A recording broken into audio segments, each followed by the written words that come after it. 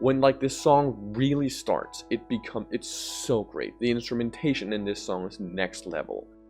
It is time! Hey everyone, my name is August, and finally I'm doing a very, very requested video, which is a full album review of Yeezus, I think that's how you're supposed to pronounce it, the full album by Kanye West. The way this video is going to be structured is I'm going to try and split it into chapters, where every chapter is going to be one song, and then with some full album thoughts.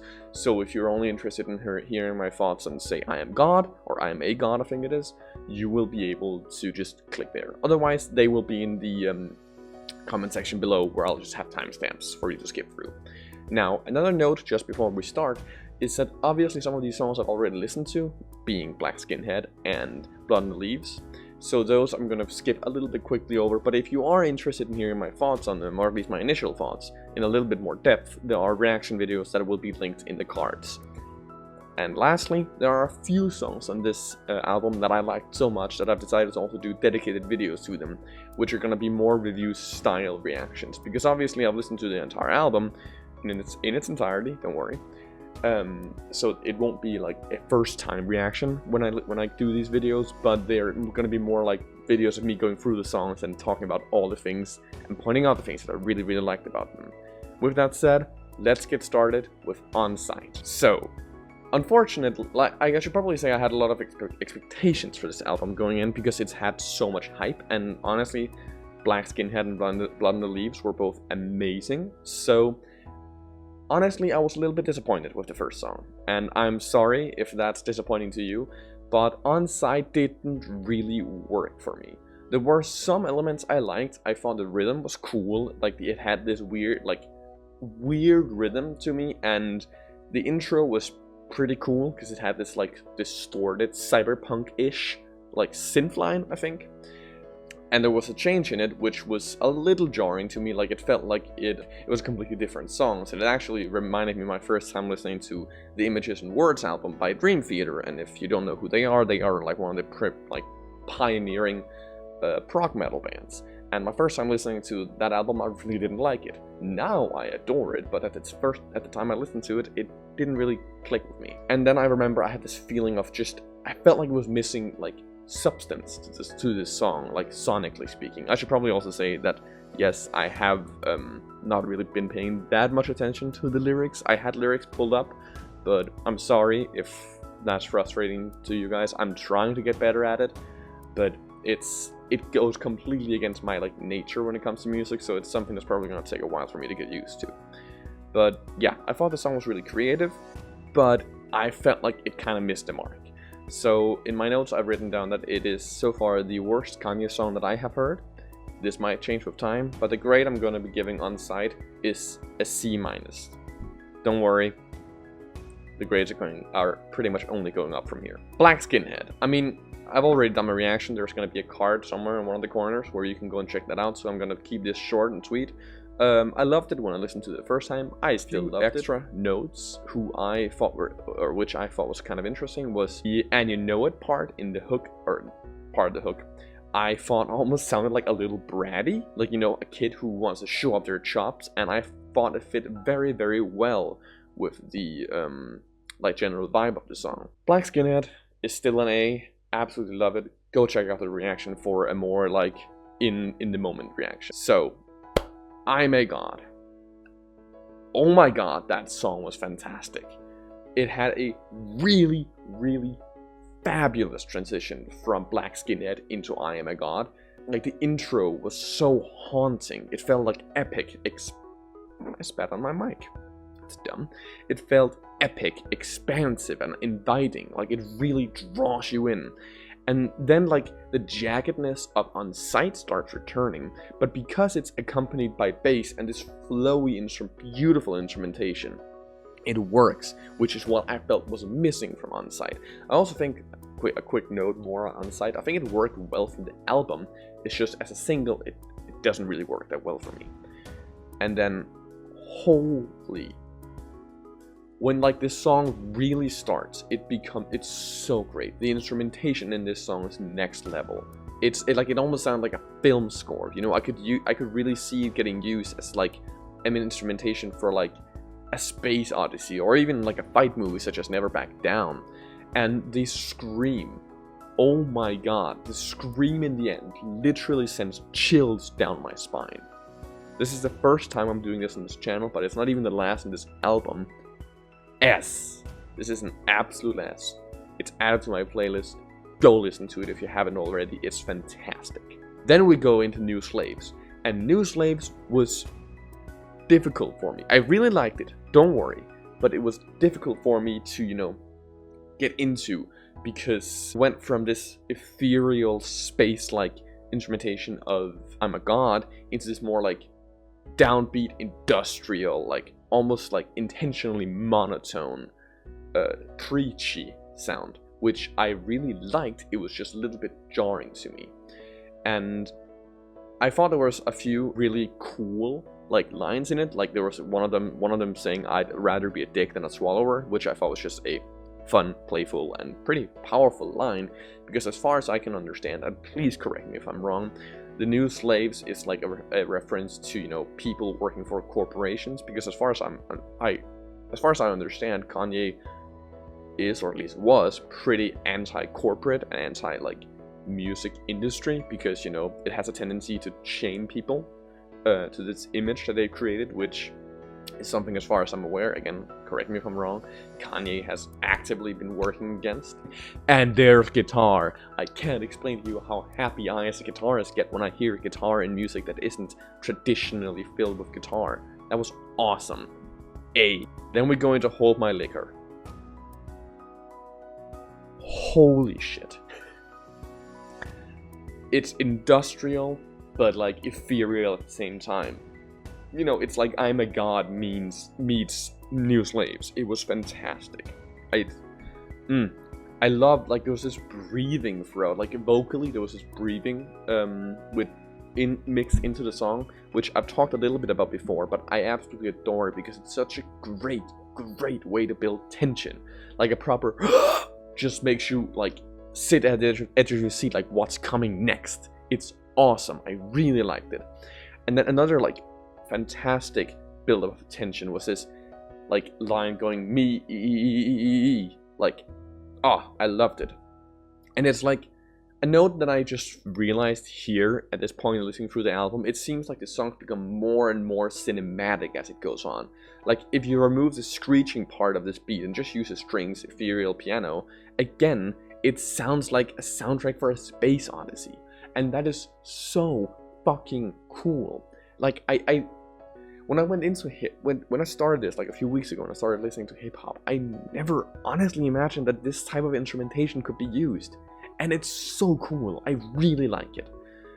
Chorus wise, so far into the album listening experience, this was my favorite. I believe this might also just have been my favorite altogether in the album, but we'll see later when I get to that point in my notes. And like there's also this instrumental section in the song, which I think had guitars in it. I remember it sounded like it as well, and I really want to, and I probably might at some point do like a guitar solo cover of it, because it was absolutely stunning. If you want that, please let me know. That would be an awesome project to work on. And if you haven't guessed it already, this is another S. This was absolutely fucking amazing. I'm in it. And this is where the album starts going a little bit down for me again. It was not bad at all. It was just a little bit less gripping, or quite a bit less gripping to me than, say, Hold My Liquor was. So the intro is a little bit jarring when you go from the beautiful, gorgeous, like ethereal ending of Hold My Liquor, but like once again in the background we have this like faint, gorgeous instrumentation. And I thought this was a really cool thing about this song, actually, because lyrically the song is graphic as all hell. Like, it is so sexually explicit that it honestly made me a little uncomfortable, and I don't get uncomfortable easily. But it was a really fun duality between that and the just beautiful instrumentation. I thought that was really cool. It was like I was feeling uncomfortable with the lyricism, and then I felt soothed by the instrumentation. It's so, like, that has to be intentional. And then there was another rapper in here, which just popped in and laid down some lines. It was so cool. I don't know who it was. Please inform me. I could also just look it up. I'm not going to do that right now, but I might do it after the video. It seems a little bit more industrial than the others, but it was still absolutely gorgeous. And, or maybe not gorgeous, but it was really, really good. And in the end, it became more tribal, which kind of like with Black Skinhead, which I thought was really cool. This song was good, but I also don't think, at least at this point, this is nowhere near the best the album has to offer. I think it's important as a part of the development in the album, but as a single, this one gets a B. And then we go to Blood in the Leaves, which you already know. I adore Blood in the Leaves. Because, again, with this song, I've already listened to it and done a reaction. Card should pop up somewhere. I'm just going to be talking about how it works in the, context of the album. So, the intro from I'm In It to Blood in the Leaves, it fits so well. Like, it goes from the, a little bit underwhelming, but still really cool I'm In It instrumentation into just this dark, twisted, I believe it's harmonic minor they're using, piano, and it's fantastic. And I completely forgot about the brass. Oh my god, like the jumpy. I love it. Sorry, I'm getting very, very, very excited.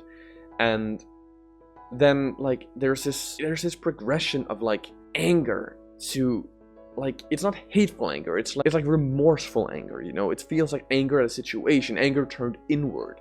And then it starts developing into this, just sadness, just pure sadness and remorse. And, grieving almost in the end. It's so, so cool.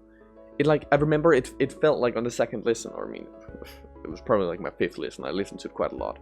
It seems like it was almost being sung from, I remember it feeling like this empty room vibe. The auto-tune still doesn't work for me, though, which is the only thing keeping it from being an S. This is still an A+. Then we go into Guilt Trip. Guilt Trip starts with a pedal tone, which I think is the only time in the album anything does that. And if you don't know, pedal tone is just one sustained note, which then typically gets worked around, which is really cool.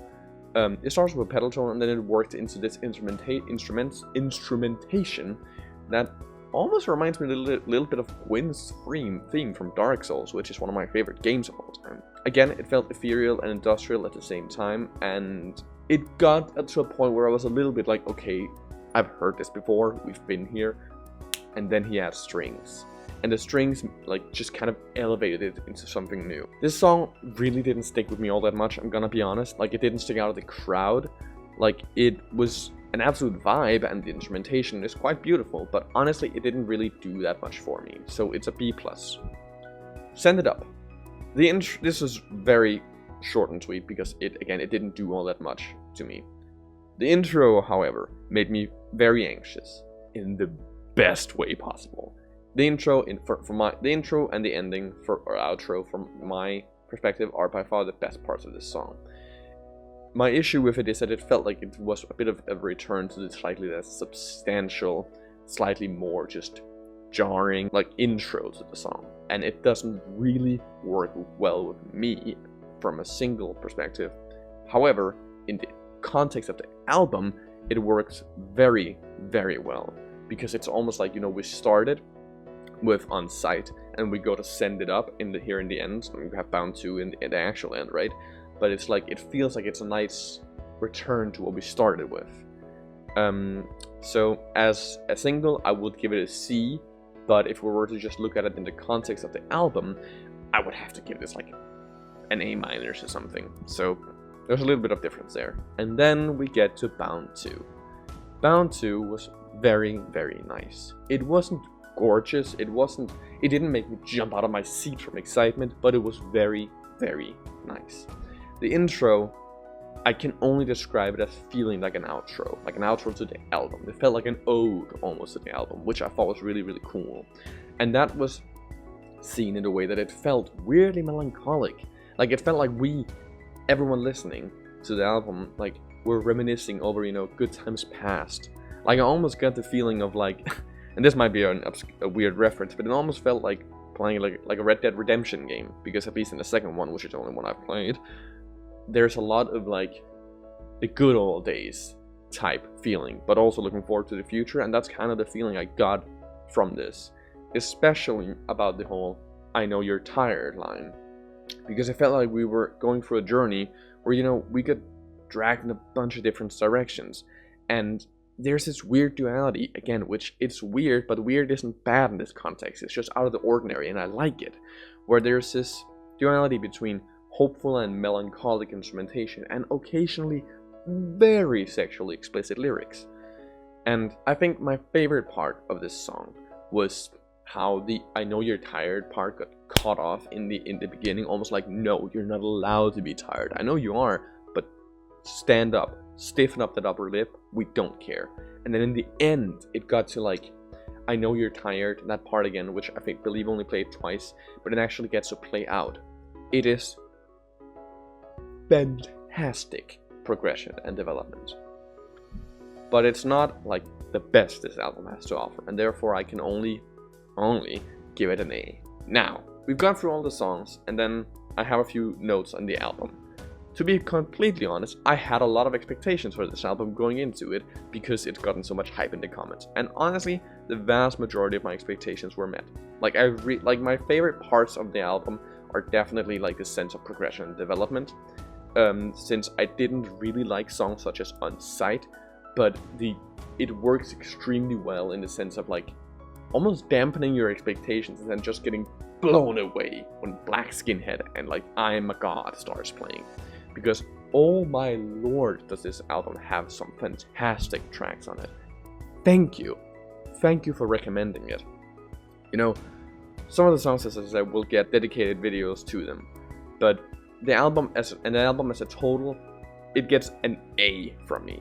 The only thing pulling it down from absolute top tier are the songs On Sight and Send It Up, because it doesn't really, those two songs work well in the album, but not really personally for me. And for an album to be like absolute god tier, I don't think I have to have any songs I want to skip on it. And there are very, very, very few albums I've ever listened to who does that for me. So, thank you so much for watching. Thank you so much for all the recommendations. I can't wait to do more. This was honestly really cool, and I get it. I get what everyone's saying with I should do full album reviews. However, as I've said in some other comments as well, I don't want to do full albums before I start having a grasp of the, you know, sound of an artist.